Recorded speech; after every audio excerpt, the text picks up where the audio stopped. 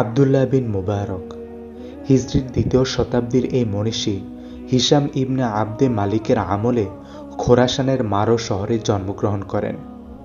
আহমদ ইবনুল হাম্বাল, সুফিয়ান সাউরি, ইসহাক রহিমহমুল্লাদের মতো বিখ্যাতদের জন্মস্থান এই মারো শহর।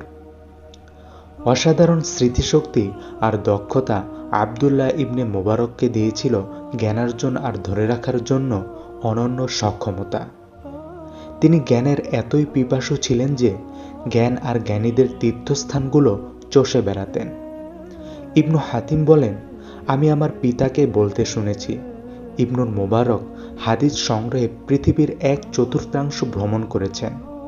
তিনি না বাদ রেখেছেন ইয়েমেন না মিশর, না শাম, না জাজিরাতুল আরব, না বসরা, না কুফা। ইবনুল মুবারককে তার সময়ের 4 জন ইমামের একজন মনে করা হতো, তার অগাধ হাদিসের পাণ্ডিত্য আর ফিকহের জ্ঞানের কারণে।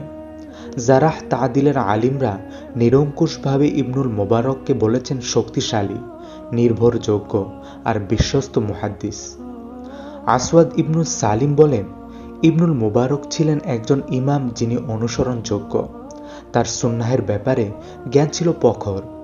যে কেউ তার ব্যাপারে অপমানজনক কথা বললে তুমি তাকে তার ইসলামের ব্যাপারে নালিশ করো। তারিখে বাগদাদ। ইবনুল মুবারকের শিক্ষকদের মধ্যে ছিলেন ইমাম আবু হানিফা, হাম্মাদ ইবনে জায়েদ, হাম্মাদ ইবনে সালামা, সুফিয়ান ইবনে ওয়াইনা, ইবনে জুরাইহ, সুফিয়ান আস-সাউরি, আরও অনেকে। ইবনু কাসির তার গ্রন্থ আল বিদায়া ওয়ান নিহায়াতে লিখেছেন, তিনি প্রায়ই হজ আর জিহাদে অংশগ্রহণের জন্য অধিক পরিচিত ছিলেন। ইমাম আজ-জাহাবি বলেন, তিনি ছিলেন সাহসীদের নেতা।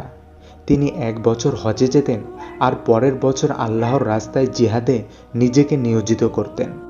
তিনি রোমানদের বিরুদ্ধে জিহাদ করেছিলেন। ইবনুল মুবারক তার বন্ধু ফুজাইল ইবনে ইয়াসকে, যিনি মক্কা আর মদিনার আবদ হিসেবে বিখ্যাত ছিলেন, চিঠি লিখলেন যাতে কেবল মসজিদে ইবাদতে মশগুল না থেকেও জিহাদেও অংশগ্রহণ করেন। অনেক বিখ্যাত সেই চিঠিখানি, যার শুরু এমন: হে হারামাইনের আবদ, তুমি যদি আমাদের ইবাদত দেখতে তবে তোমার ইবাদত ছেলেখেলা মনে হতো। তোমাদের গাল বেয়ে অশ্রু ঝরে আর আমাদের ঘাড় বেয়ে রক্ত ঝরে। আবদুল্লাহ ইবনু মুবারক এছাড়াও ছিলেন একজন উঁচু পদের ফকিহ, একজন সফল ব্যবসায়ী, যিনি যথার্থ ইনফাক ফি সাবিলিল্লাহর উদাহরণ। বাতিলের বিরুদ্ধে কলম আর অস্ত্র উভয়ের ধারণ করেছিলেন তিনি। আমি সাহাবীদের দিকে তাকিয়েছি, আর আমি তাকিয়েছি আবদুল্লাহ ইবনে মুবারকের দিকে, কিন্তু আমি তাদের আর তার মধ্যে কোনো পার্থক্য দেখিনি, কেবল রাসূল সাল্লাল্লাহু আলাইহি ওয়াসাল্লামের সোহবত ব্যতীত। সুফিয়ান ইবনে ওয়াইনা এই কথাটি বলেছেন।